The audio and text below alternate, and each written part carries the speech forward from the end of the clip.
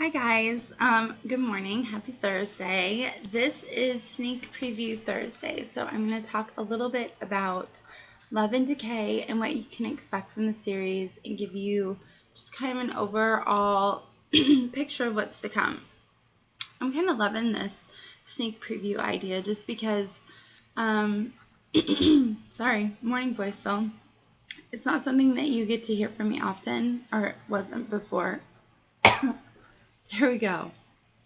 um, just like what's to come in series. But like if you watch movies, you get to see movie previews before they come out. So that's kind of my whole thinking with this. And I just love sharing my goals with future projects because I have a lot of them, and maybe it'll help keep me on task with my writing.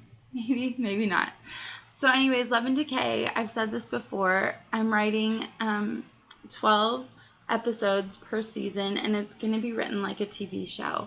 So, you get like the intro to the characters, you see them. It's like an 8-point story arc, like boom, like fast. So, you get to see them maybe a little bit behaving normally, and then action immediately that sets off the tone for the entire episode.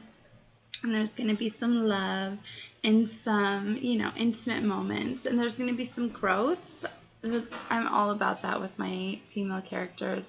They I need there to be more to a story than love. Well, I won't read a story unless there's love. There needs to be more. Like, it can't all be mushy and um I don't know. I get bored with just love. Like, I want to see a character grow and learn and become more than she is. And so there's going to be a lot of that. Haley and Reagan, while it's written from Reagan's point of view, Haley is just as much part of the story to me, like the main character part. She's not so much a secondary character, just because they've been through so much and they've spent 2 years on the run together. So they very much go through this journey together, more like sisters than best friends. And but also it's not always going to be from Reagan's point of view. I think I'll mix it up a little bit and give you like an episode from Haley and give you an episode from each of the brothers. I shouldn't say not all the brothers, but from at least Vaughn and Hendrix and maybe even Nelson. And yeah, so it's a story about love and growth and survival, and not just like love, but like familial love and taking care of each other. I don't know if it's all that realistic. Like, as a story, would the world completely fall apart in 2 years? First of all, I've never really understood the zombie thing. Like, why can't the military just take them out? But for the sake of dystopian literature, um, we're gonna assume that they can't. And yeah, so I don't know if it's all that realistic. Like, I believe in the American culture that we would band together but whatever. Who knows, really, when you're threatened that um, critically, and I don't know, when fear runs your life, people do crazy things. Like, I guess if you look at like the looting footage of Hurricane Katrina, I mean, people did go a little bit bonkers. So maybe I'm not all that off. I don't know. I don't know. I hopefully we'll never find out in real life. I have notes. So I'm gonna look at them. So, oh, and it's not just about zombies. Like, it is the decay part of the title is like the entire digression of the entire world. So yes, there's zombies and they're huge, obviously huge part of the storyline, but there's also bad men. Like, you just met Gary and his merry men of crazy people. And so you get a lot of that. You get men who are greedy and want power in a world where there isn't any. And then you're gonna meet, I'll have to throw some cannibals in, of course. For some reason, it's in every end of the world movie. So obviously, if the apocalypse happened, cannibals would come out of the woodwork. They're just people dying to be cannibals, I think. But anyways, those might not happen for a while because they creep me out. Like in Book of Eli, that is one of the creepiest scenes to me. And they have all these bad guys chasing them, and I'm creeped out by the old people cannibals. It's scary. So there's that, and there's gonna, it's a world full of people trying to survive and doing anything that they can to survive. And for Reagan and the Parker brothers, it looks livable. It looks kinder. It looks lovable. But it won't for everyone. And so I'm excited to get into the deeper meat of the story. You can only do intro for so long, but the episodes are so short that I feel like we're still getting to know the characters and the world that they live in. So, yeah, and then there's the love triangle. I love a love triangle, and sometimes they just happen for me, like in Starbright. I didn't set out with the intention of creating a love triangle reminiscent of the Starcross series. And actually, in the Starcross series, I never intended, I never ever was planning on a love triangle,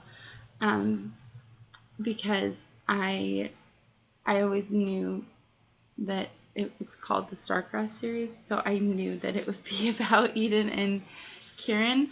But at the same time, Jericho kind of, I mean, he's barely talked about in Reckless Magic, and still I have tons of emails from people. I love Jericho. I hope she gets together from Jericho from just Reckless Magic. And so the way that you guys fell in love with him immediately, even though he barely was in it at all, was the same way I did too. And that's how he kind of wormed his way in there. And the same thing with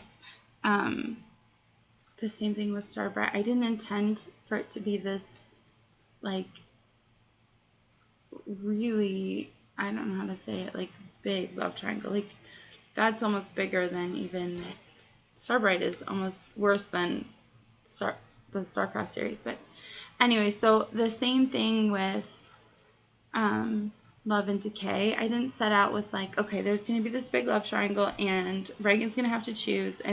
But the boys just kind of, you can't say no to them. I mean, I can't, so I just let them write themselves. I'm just a vessel for their brains. But I don't know if it is going to say a love triangle for long. It kind of is right now, but it's not anything serious. Reagan doesn't know how she feels about the boys. I mean, they're just getting to know each other. And I think Hendrix is the most serious about his feelings, but he is just serious about life. That's just kind of his personality. I've never written a boy like him before, so he's really fun. He's intense. Like, he is really intense. I say I want all my boys to be jokey and fun and laid back, but Hendrix is not. he is serious. He means business. But so I don't know if it'll stay. I don't know. We'll see. We'll see where it's going. I'm kind of discovering the series with you guys, so I don't know. I don't know where it'll go, and I don't know who she'll choose. At this point, I don't know. Like, if I say it doesn't end in a triangle, like, who leaves? I don't know. Maybe, I don't know. So, and is Haley and Nelson like a for sure thing? No, that girl has a mind of her own. Like, she is a spitfire, and she's not just like, right now it's just kind of like circumstances are putting them together, but Haley is not exactly sold on the whole Nelson thing. So you have a lot more to come from them.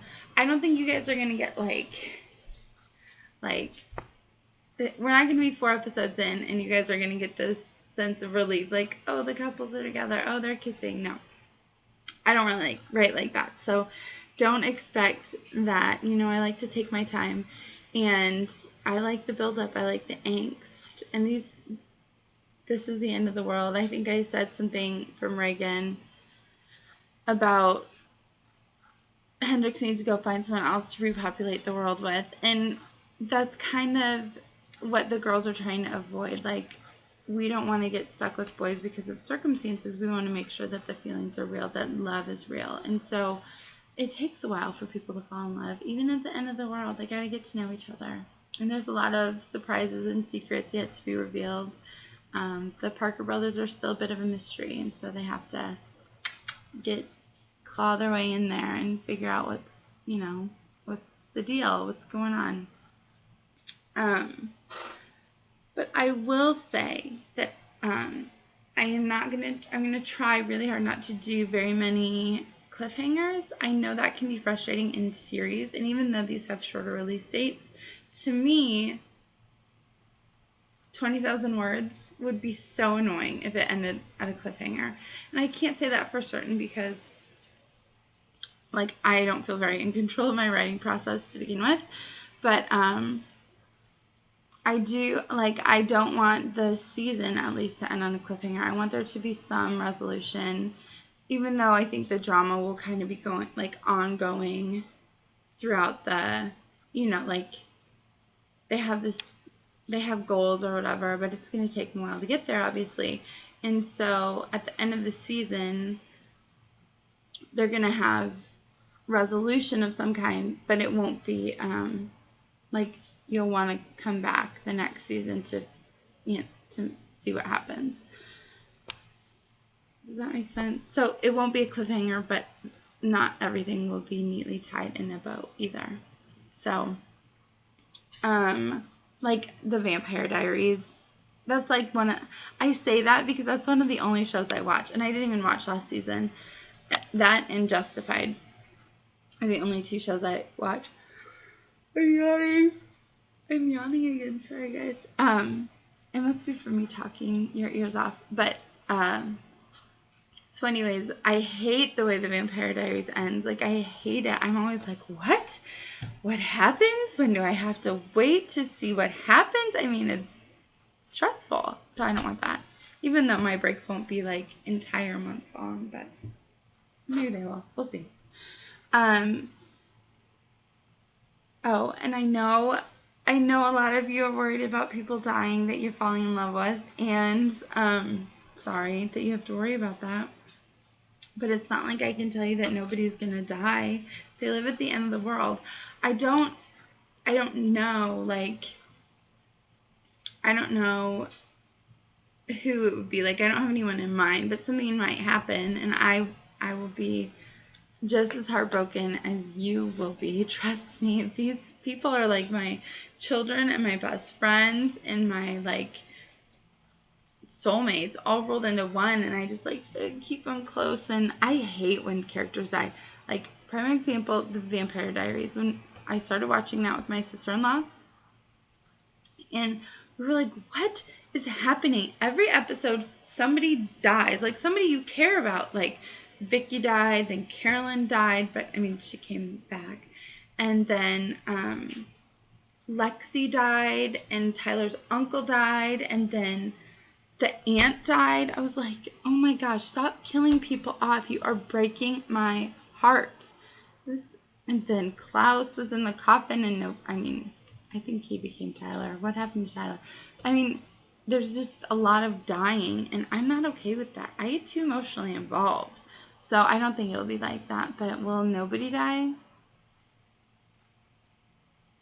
I can't say. I don't know. Your guess is as good as mine. But I like my characters. I like to keep them around. So you do have that working for you. And it's definitely going to be an intense ride. Like, we are going to see some intense moments, some emotional moments. But there's always going to be humor. Like, if you can't laugh at the end of the world, you got nothing to live for, because things are bad. You need your sense of humor. And so there will always be, like, funniness happening. And I love that. Like, this is one of the first times, well, Bet in the Dark I did too, but the first books where I've just, like, let go. Sorry. Like, a lot of times I'll hold back a little bit and make it a professional story. Maybe I'm trying to be like a grown-up, but not this book. Don't worry. I am not trying to be a grown-up. I'm trying to be the opposite of a grown-up. So I've just kind of let go and let Reagan and Haley be as snarky as they want to be.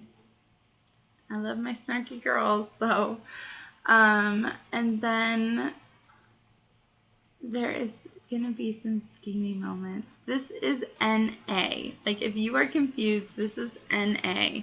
And while there will not be like bow chicka bow wow scenes, because I don't think I'm capable of writing those, there will be some steamy scenes. And yeah, I mean they are gonna get to know each other really well when I finally do get them together, whoever they may be, whoever it is, because we don't know yet.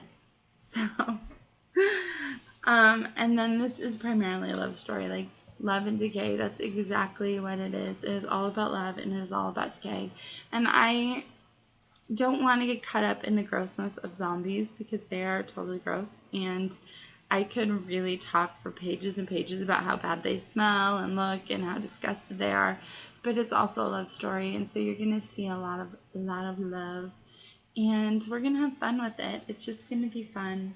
I hope you guys are liking it. I hope you are enjoying the episodes. I cannot wait to release episode 2. It kind of feels like I already did, because I did arcs for the first time, and so all my beta readers have read it and have given me fantastic feedback. So I am even more excited to get this second episode out. And now that it's written, I can't wait to write episode 3. And then once I get into like episode 3 or 4, I'm going to make a couple of the first ones free for you guys. Because it's frustrating to pay 99 cents every 2 weeks. I get that. But at least it's 99 cents. I mean, I've seen novellas, something like this, go for like $2.99 a piece. And that makes me sad, because that's an expensive series. So, anyways. Oh, and then I was going to say that at the end, people have been asking, when I'm all done with season 1, I will make this into, like, I'll compile it into one ebook. And I will make 2 print books out of it, because that would be an expensive print book if I did. It's going to be the size of 2 full books. So it'll be 1 ebook, but 2 print books, if that makes sense. So anyways, hope you guys are having a fantastic Thursday, and I will see you tomorrow with the weekend read. Bye.